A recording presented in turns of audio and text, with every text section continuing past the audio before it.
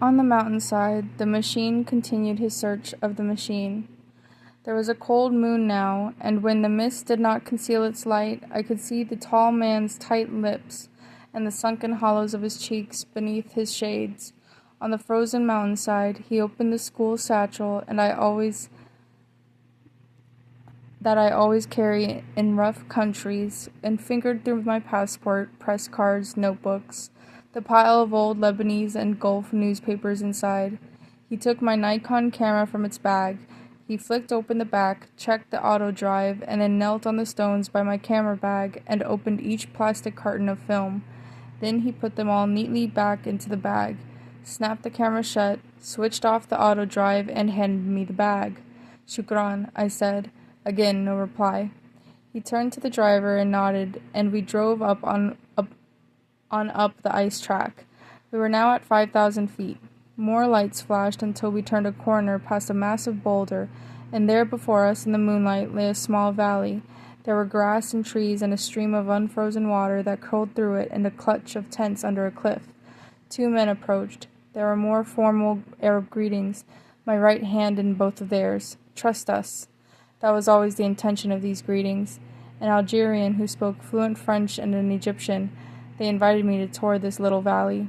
We washed our hands in the stream and walked over the stiff grass towards a dark gash in the cliff face above us. As my eyes became accustomed to the light, I could make out a vast rectangle in the side of the mountain. A 6-meter-high air raid shelter cut into the living rock by bin Laden's men during the Russian war. It was for a hospital, the Egyptians said. We brought our mujahideen wounded here, and they were safe from any Russian plane. No one could bomb us. We were safe. I walked into this man-made cave, the Algerian holding a torch, until I could hear my own crunching footsteps echoing softly from the depths of the tunnel. When we emerged, the moon was almost dazzling, the valley bathed in its white light, another little paradise of trees and water and mountain peaks. The tent I was taken to was military issue, a khaki tarpaulin roped to iron stakes, a flap as an entrance, a set of stained mattresses on the floor. There was tea in a large steel pot, and I sat with the Egyptians and Algerian and with 3 other men who had entered the tent with Kalashnikovs. We waited for perhaps half an hour, the Algerian slowly acknowledging under my questioning that he was a member of the Islamic resistance to the Algerian military regime. I spoke of my own visits to Algeria, the ability of the Islamists to fight on in the mountains and the bled, the countryside, against the government troops, much as the Algerian FLN had done against the French army in the 1954 to 1962 War of Independence. The Algerian liked this comparison. I had intended that he should, and I made no mention of my suspicion that he belonged to the Islamic armed group, the GIA, which was blamed by the government for the massacre of throat-cutting and dismemberment that had stained the last 4 years of Algeria's history. There was a sudden scratching of voices outside the tent, thin and urgent like the soundtrack of an old movie. Then the flap snapped up, and bin Laden walked in, dressed in a turban and green robes. I stood up, half bent under the canvas, and we shook hands, both of us forced by the tarpaulin that touched our heads to greet each other like Ottoman pashas, bowed and looking up into the other's face. Again he looked tired, and I had noticed a slight limp when we walked in the tent. His beard was grayer, his face thinner than I remembered it, yet he was all smiles, almost jovial, placing the rifle which he had carried into the tent on the mattress to his left, insisting on more tea for his guest. For several seconds he looked at the ground. Then he looked at me with an even bigger smile, beneficent, and I thought at once very disturbing. "Mr. Robert," he began, and he looked around at the other men in combat jackets and soft brown hats who had crowded into the tent. "Mr. Robert, one of our brothers had a dream. He dreamed that you came to us one day on a horse, that you had a beard, and that you were a spiritual person. You wore a robe like us. This means you are a true Muslim." This was terrifying. It was one of the most fearful moments of my life. I understood bin Laden's meaning a split second each of his words. Dream, horse, beard, spiritual, robe. Muslim. The other men in the tent were all nodding and looking at me, some smiling, others silently staring at the Englishman who had appeared in the dream of the brother. I was appalled. It was both a trap and an invitation, and the most dangerous moment to be among the most dangerous men in the world. I could not reject the dream, lest I suggest bin Laden was lying. Yet I could not accept its meaning without myself lying, without suggesting that what was clearly intended of me. That I should accept this dream as a prophecy and a divine instruction might be fulfilled. For this man and these men to trust me, a foreigner, to come to them without prejudice, for them to regard me as honest, that was one thing. But to imagine that I would join them in their struggle, that I would become one with them, was beyond any possibility. The coven was waiting for a reply. Was I imagining this? Could this not be just an elaborate rhetorical way of expressing traditional respect towards a visitor? Was this not merely the attempt of a Muslim? Many Westerners in the Middle East have experienced this, to gain an adherent to the faith? Was bin Laden really trying, let us be frank, to recruit me? I feared he was, and I immediately understood what this might mean. A Westerner, a white man from England, a journalist on a respectable newspaper, not a British convert to Islam of Arab or Asian origin. What would be a catch indeed? He would go unsuspected. He could become a government official, join an army, even. As I would contemplate just over 4 years later, learn to fly an airliner. I had to get out of this quickly, and I was trying to find an intellectual escape tunnel, working so hard in digging it that my brain was on fire. Shiko-sama, I began, even before I had decided on my next words. Shiko-sama, I am not a Muslim. There was silence in the tent. I am a journalist. No one could dispute that. And the job of a journalist is to tell the truth. No one would want to dispute that. And that is what I intend to do in my life, to tell the truth. Bin Laden was watching me like a hawk, and he understood. I was declining the offer in front of his men. It was now bin Laden's turn to withdraw, to cover his retreat gracefully. If you tell the truth, that means you are a good Muslim, he said. The men in the tent, in their combat jackets and beards, all nodded at this sagacity. Bin Laden smiled. I was saved. As the old cliché goes, I breathed again. No deal. Perhaps it was out of the need to curtail this episode, to cover his embarrassment at this little failure, that bin Laden suddenly and melodramatically noticed the school satchel lying beside my camera, and the Lebanese newspapers partially visible inside. He seized upon them. He must read them at once, and in front of us all, he clambered across the tent with the papers in his hand to go where the paraffin lamp was hissing in the corner.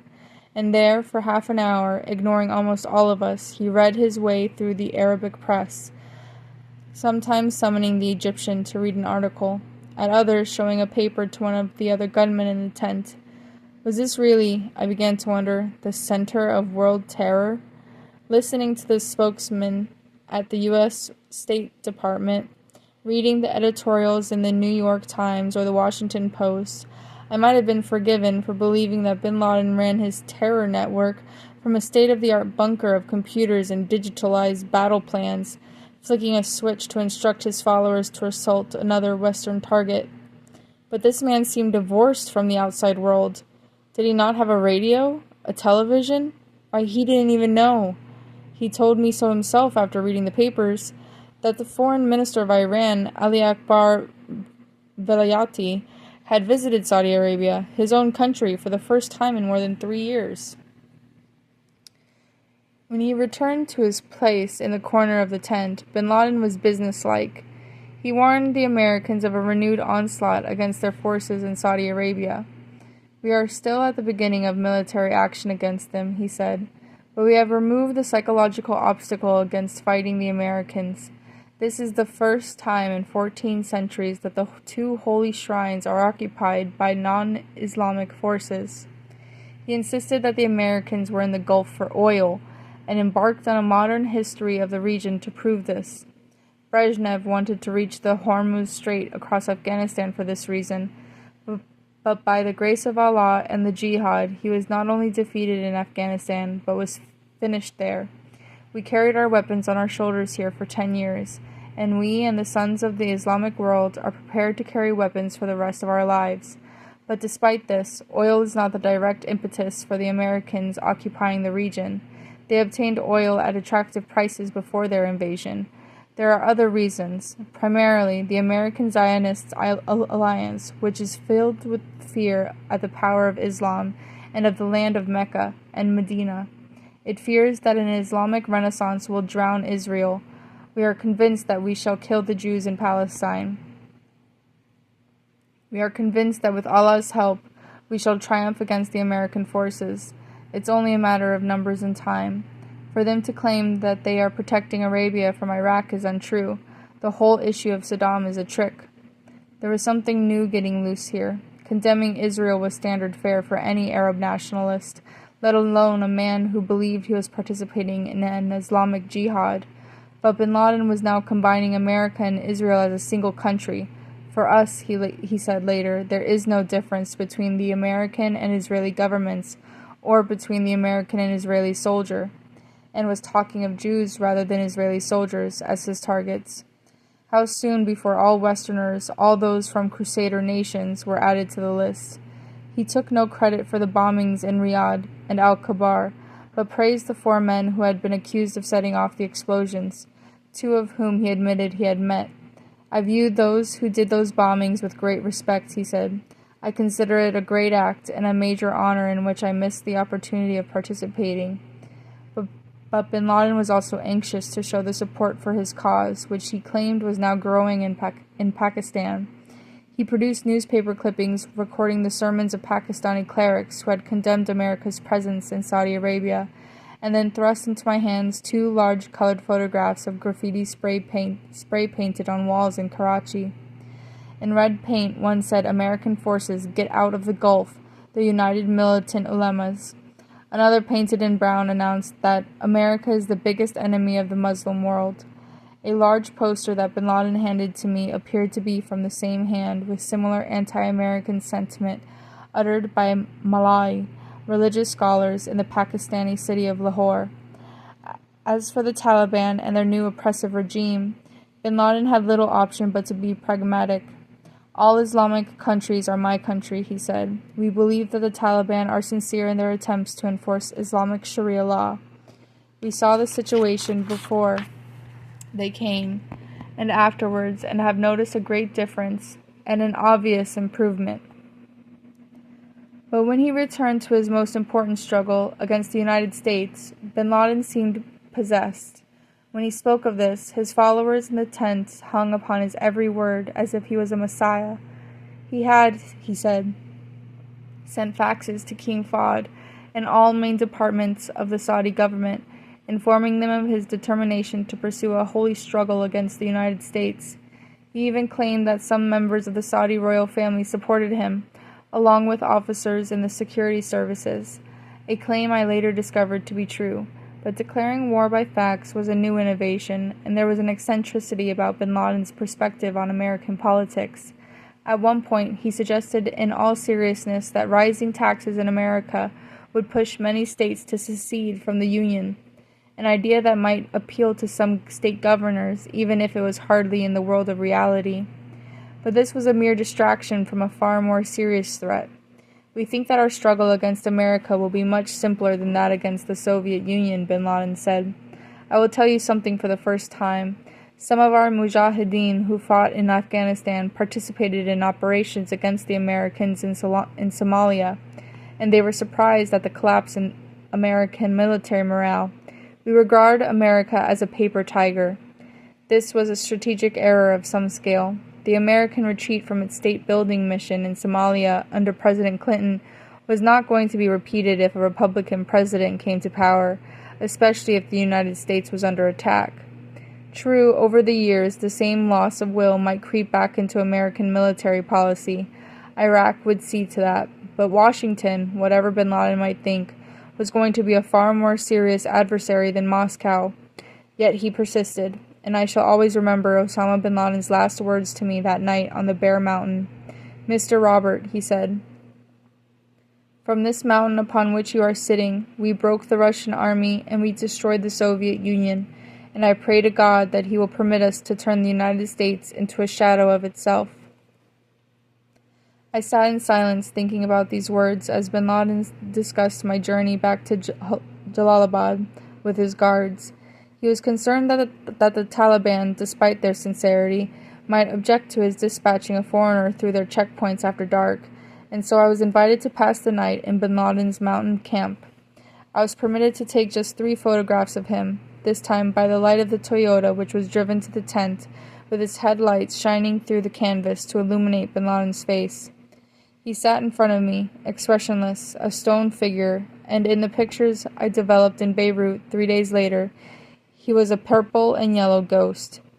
He said goodbye without much ceremony, a brief handshake and a nod, and vanished from the tent, and I lay down on the mattress with my coat over me to keep warm. The men with their guns sitting around slept there too, while others, armed with rifles and rocket launchers, patrolled the low ridges around the camp. In the years to come, I would wonder who they were. Was the Egyptian Muhammad Atta among those young men in the tent, or Abdulaziz al-Amari, or any other of the 19 men whose names we would all come to know just over 4 years later?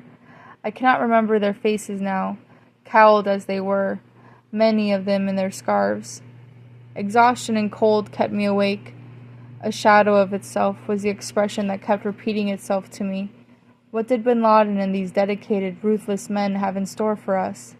I recall the next few hours like a freeze-frame film, wakening so cold there was ice in my hair, slithering back down in the mountain trail in the Toyota with one of the Algerian gunmen in the back telling me that if we were in Algeria he would cut my throat, but that he was under bin Laden's orders to protect me and thus would give his life for me. The 3 men in the back and my driver stopped the jeep on the broken-up Kabul-Jalalabad highway to say their dawn fair prayers. Beside the broad estuary of the Kabul River, they spread their mats and knelt as the sun rose over the mountains. Far to the northeast, I could see the heights of the Hindu Kush, glimmering a pale white under an equally pale blue sky, touching the border of China that nuzzled into the wreckage of a land that was to endure yet more suffering in the coming years. Hills and rocks and water and ancient trees and old mountains, this was the world before the age of man. And I remember driving back with bin Laden's men into Jalalabad, past the barracks where the Taliban stored their captured arms, and just a few minutes later hearing the entire store of shells, anti-tank rockets, Stinger missiles, explosives, and mines exploding in an earthquake. Exploding in an earthquake that shook the trees in the laneway outside the Spinghar Hotel and sprinkled us with tiny pieces of metal and torn pages from American manuals instructing users on how to aim missiles at aircraft. More than 90 civilians were ripped to bits by the accidental explosion. Did a Taliban throw the butt of a cigarette, a lonely and unique item of enjoyment, into the ammunition? And then the Algerian walked up to me in tears and told me that his best friend had just perished in the explosion. Bin Laden's men, I noted, can also cry. But most of all, I remember the first minutes after our departure from bin Laden's camp. It was still dark when I caught sight of a great light in the mountains to the north. For a while I thought it was the headlights of another vehicle, another security signal from the camp guards to our departing Toyota, but it hung there for many minutes, and I began to realize that it was burning above the mountains and carried a faintly incandescent trail. The men in the vehicle were watching it too. "It is Halley's Comet," one of them said. He was wrong.